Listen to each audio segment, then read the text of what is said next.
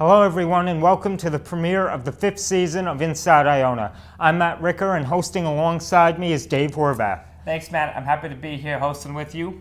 All right, Dave, let's get started. Here's a look at what's happening inside Iona. The 4th annual ALS Ice Bucket Challenge took place on campus in honor of alumnus Pat Quinn. The Iona College Mascot Department held a ribbon cutting ceremony for the new Multimedia Lab. Mission and Ministry hosted its biannual coffee house. Josephine Nguyen is here with your entertainment spotlight, and Jillian Venditti is here with your IC Gaels Sports Report.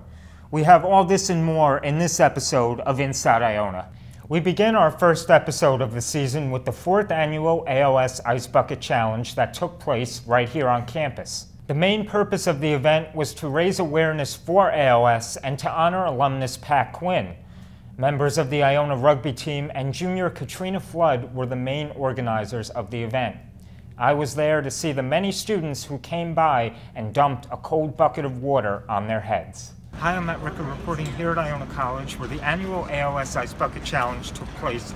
There were many recipients that came today and it was a very successful event. The Iona College community came together for the 4th time to participate in the annual ALS Ice Bucket Challenge to raise awareness for the disease.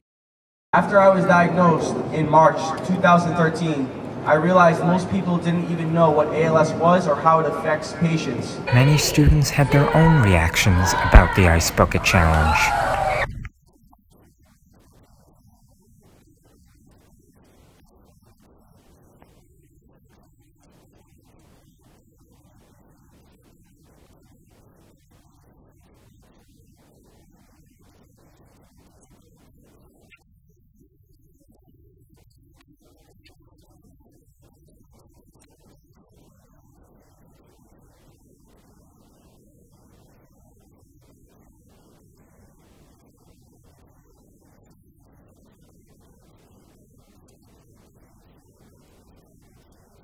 For ICTV, I'm Matt Ricker. That water sure looked cold. Matt, why didn't you get wet? Well, I couldn't get the camera wet. Our next story today has to do with our very own Mass Communications Department. A new state-of-the-art digital multimedia lab was constructed and has many exciting features to offer. A ribbon cutting ceremony was held on September 12th and it was well attended. Among the new features, new iMacs loaded with the latest editing software, a separate radio lab with the ability to operate technologically advanced radio desks for digital broadcasting, and a hot set to stream live interviews and news reports via satellite. Matt was there and got an exclusive look. I'm Matt Ricker, where a ribbon-cutting ceremony was just held on the mass communication floor here in Murphy for a new multimedia room, where many were present, including an assemblyman from New York State, as well as interim president Dr. Strauss and the president's board of trustees. The key point was Mike DeMurgis played a major role in putting the pieces together. The architects, the IT people came in and supported it. We went around and looked at various other campuses to see what they had.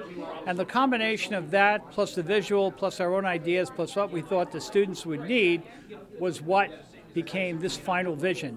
So it was a lot of people involved, in helping put this together and make it finally work for us. It's unbelievable to see all the hard work pay off for everybody involved. I know the Iona students are going to love it. I already love it. New York Assemblyman Michael Benedetto, an alumnus of Iona College, was one of the donors for the multimedia room. One of the things I never hesitated about was getting some money to Iona College because I knew they would do justice to that money.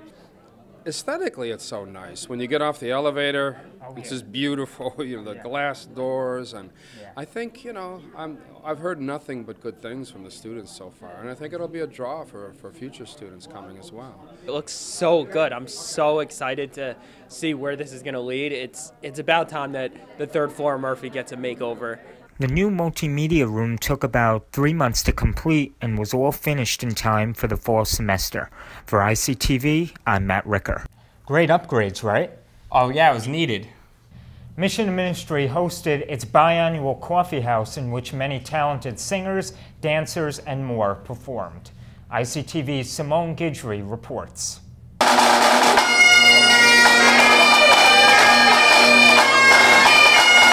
The 2017 Iona College Coffee House was held on September 20th, 2017, where our Gaels got to share their talents outside of the classroom. Lucky for us, our very own Simone Guidry got the scoop of what went down that very night. Hey everyone, so I'd like to welcome you to our 2017 Fall Semester Coffee House. Princess Diana, Harry Potter, Ellen's out, Backstreet Boys, Johnny Bravo, Teletubbies, Batman and Robin.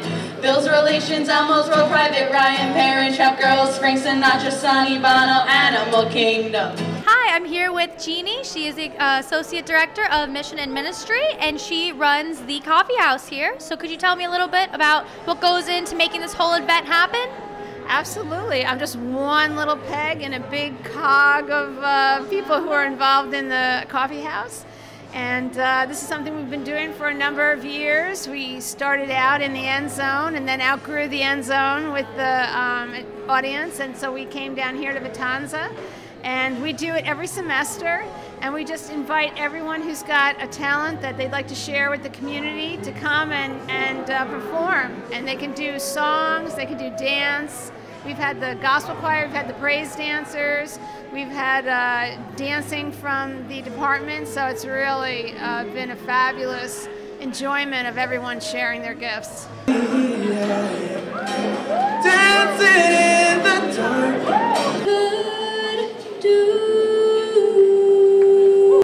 Hi, I'm Simone here with ICTV. I'm here with Matt. Matt is a sophomore here at Iona, and he is performing tonight. Is this your first coffee house? No, this is actually my second coffee house. Last year I did the fall semester one. I sang Let It Go by James Bay. This time I'm going to be singing Grenade by Bruno Mars.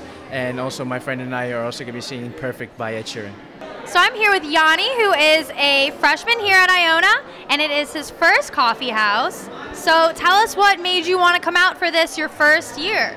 Well, it was basically my friends telling me like I should do it. I've been singing in my dorm here and there, and like my friends influenced me basically. Friends, family. I've done it for high school, and yeah. Okay. And can you tell us what song you're going to be performing? I'm going to be doing Say You Won't Let Go by James Arthur. And is there a reason behind that choice of song?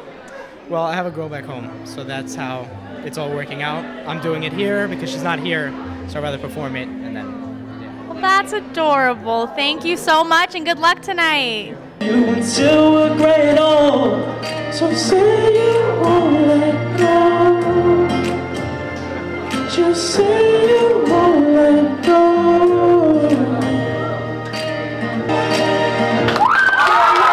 Looks like the night ended well for freshman Yanni, as well as our other Gaels. A great performance by all to end the night. Meet the Greeks was held on September 21st in an effort to give students the opportunity to learn more about Greek organizations that are on campus. Students also had the opportunity to go out for recruitment for a particular organization. Meet the Greeks took place on Thursday, September 21st in Mulcahy Gym. Simone Guidry was there speaking to students in Greek life and some planning to rush. I'm here with Summer, who's a freshman here at Iona. Summer, can you tell me why you came out to Rush this semester? Well, I really just want to meet a lot of people, and I really think getting involved is really important for me, especially as a commuter. I don't have the chance to make a lot of the connections that people who are dorming do, so I feel Greek life and joining a lot of other clubs is really going to help me establish those connections with not only just freshmen, but like upperclassmen and so many other people involved in the college. Hi, I'm Simone Guidry here with ICTV, and I'm standing next to Katie Hall, who is the president of the Greek Conference. And if you could say one thing to kids coming out to do this who have never done this before, they're a little worried, if there's something that you could do to like push them to just go out there, what would you say to them? I would say I was in the same footsteps as you. I was absolutely so petrified. It wasn't my first thought. I didn't think fraternity sorority life was for me at all. But now that I I came across my fear of doing this, and it honestly just broadened my horizons more than I ever imagined. So if you're nervous, give it a try, come anyway, email us, we're always friendly, and we'll help you find where you need to be in the Greek community. I'm here with Frank, who is a senior and also in Pi Kappa Phi. Frank, watching someone rush your frat. College is an extremely overwhelming experience. You're in a new place, especially if you live on campus, with a lot of new faces, with a lot of new stories, and everyone wants to feel like they have a sense of belonging, a sense of freedom, a sense of like community. And I think that the school as a whole does an awesome job, but I think to have an outlet and to have a place of my own that I feel like I'm at home with a group of in between 50 to like 70 guys is great. I've met and made so many great connections with so many great people, and I've made connections with so many people that I know for myself I wouldn't have reached out to, just because of my own thoughts and my own like prejudgments, and you're almost forced in a good way to hang out with people and make these connections with new, awesome people who all have their own stories, and to just be able to learn and like grow from everyone around you while still feeling like you belong is honestly great. And that's what Black Apple Pie has done for me. It's been an insane 3.5 years, and I would do it all over again if I could. It's like crazy being a senior, but it's awesome. Let's now head over to Josephine with our entertainment spotlight. There's lots to talk about. You've got that right. Beyonce and Jay-Z headlining a benefit concert for hurricane relief, Chip and Joanna Gaines calling it quits after season 5, and is Jennifer Lawrence high-key obsessed with the Kardashians? Well, I'm glad I'm not the only one. All that and more on tonight's Entertainment Spotlight. What's up, you guys? We're back for another season, and so much has happened, so let's get started. Beyonce and Jay-Z are set to headline a benefit concert for Hurricane Harvey and Irma relief. According to U.S. Weekly Reports, the concert will take place in Barclays Center in late October. This will be Beyonce's first concert since the Grammys and giving birth in June. This also will be Tidal's third benefit concert. All proceeds will go to the hurricane and earthquake relief in Mexico, Texas, and Florida. If you've ever thought of having Chip and Joanna Gaines renovate your future home, think again. The HGTV couple has announced that they will discontinue their hit series Fixer Upper after season 5. The couple has decided to take time to focus on their businesses and their family. The new season is scheduled to air in November. So I'm quite surprised, you guys. Jennifer Lawrence is just like the rest of us. During a red carpet movie premiere, J-Law admitted to Vanity Fair about her obsession with the Kardashian clan. She revealed she had set up a Kardashian tent where she could watch the show in between takes on the set of her recent film, Mother. She also confessed to texting Kris Jenner on the DL. The Kardashians just celebrated the 10th anniversary of Keeping Up with the Kardashians. Bella asked students about their thoughts on the sneak peek of the special season. Hey guys, Bella Petizano here from ICTV, and I'm sitting here with Katie Mulligan. Hi guys, how you doing? Hi Katie. So how did you feel about the 10-year season promo for Keeping Up with the Kardashians? I was surprised by it. Like, I can't believe it's been 10 years already. I just started watching the show like freshman year of college, and the fact that it's like already 10 years and how long it's been around is like crazy to me. Yeah, I remember watching it on Netflix when I was on Netflix for a little bit. Yeah, definitely. Actually, oh yeah, that was like in like the summer of like going into freshman year. I just remember binge watching it episode after episode. It's like a guilty pleasure of mine. Hey guys, Bella Petizano here from ICTV, and I'm sitting here with Victoria Sanseverino. How did you feel about the 10-year anniversary promo for Keeping Up with the Kardashians? I personally love the promo. As someone who doesn't actually consistently watch Keeping Up with the Kardashians, I thought it was interesting because they did, in a sense, like remake the original introduction. And I just loved how at the very end she drops the background and it's the Jenner house. I thought it was cute. I feel like it showed how much they've all grown because they've showed like each of the Kardashians doing what they do best. So like Khloe is exercising, like that's her new thing now. Kim looks a lot different. Kylie and Kendall are so much older. Kendall's got her modeling career. It was just, I thought it was cool. I liked seeing it. I really did. So you really liked the nostalgia factor that it represented?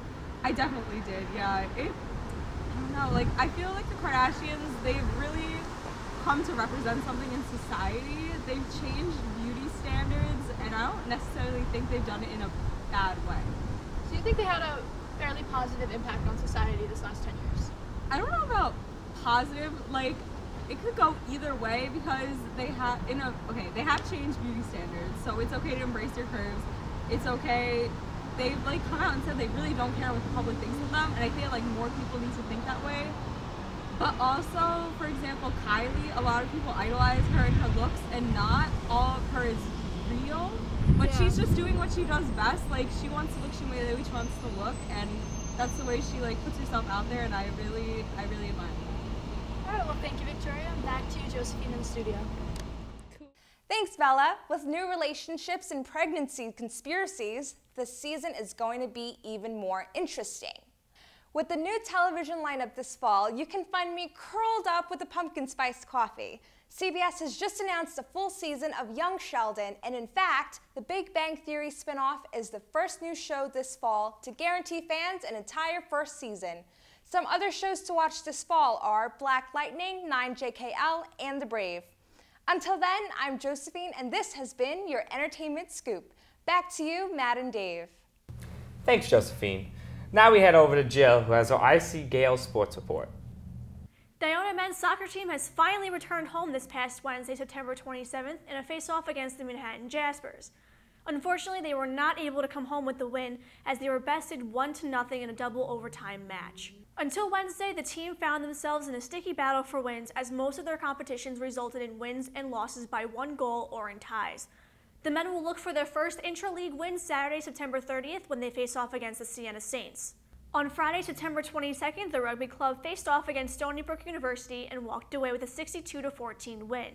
The Gaels totaled for 10 tries in their win and look to press forward as they go head-to-head with Fordham University on Friday, September 29th. The women's soccer team has not had much of a fruitful season thus far. I spoke with Will Schneiderhan of the Ionian about the team's struggles. Hello everyone, thanks for joining. I'm sitting here alongside my good friend Will Schneiderhan of the Ionian. So Will, what is the missing gear for this machine that is the women's soccer team? I really want to say there's a missing gear. When you look at the box scores, they're hanging around the teams. Their total shots, they're about the same. Corners are about the same. I think it's just the ball needs to bounce their way more. I can only think of one game this year where they really got completely outplayed. That was against Holy Cross. But other than that, you see 4-0, 2-0. You think, well, they must be getting wiped off the field, but they're really not. They're competitive. Coach Brady has them competitive, but they just need the ball to bounce their way, every once in a while and get a few goals. So now early in the season, we lost Christina Rebus to an ACL injury. Now Charlotte Stewart's out too for a little while. What does losing them mean for this team? Well, it's funny. With Rebus, you really don't see, you obviously see that she's not there, but there's been a lot of underclassmen who've taken that position. They have a sophomore, Trey Harrison, who's done a phenomenal job playing defense, and a freshman, Kelsey Cairns, who's done, she's playing every minute of every game, getting the balls out of their end. She's doing a great job. But you definitely see Stewart more. She's not, her presence isn't there in the middle of the field, facilitating passes, getting shots on goal. So you definitely see that as far as offense goes. But as far as leadership, they're definitely still there. The team's definitely still directed in their goals, and they have a bunch of upperclassmen to keep them focused. So now, would you say any one specific player has shown bright in this team? There's two, actually. So Erica Flowers, who's a grad student, she's coming back off a very bad knee injury, and she's done a phenomenal job. She's been like kid clutch for them, scoring goals in overtime, scoring goals to get them to overtime. And then goaltender Tiff Martinez. I think the whole reason Iona sticks into some games is because she's making big save after big save and keeping the game close. So now what would you say the team has to do in order to bounce back and progress forward for the rest of the season? Just kind of going back to your first question, they just need the ball to bounce their way. It's cliche, but they just need luck. A little inch there, a little inch here, the ball's going to find the back of the net. They're just not getting enough shots on goal, and they're not testing the goaltender or the goalkeeper enough. They're kind of cruising through the game. You got to make the goalie make a save. So I think if the ball bounces one way rather than the way it's been going, a few more goals here and there, and they win a few games. Here's hoping the team can rebound and shoot back forward. Back to you, Matt and Dave. Thanks, Jill. Now we head over to SGA President Erin Kutch, who has some announcements regarding student government.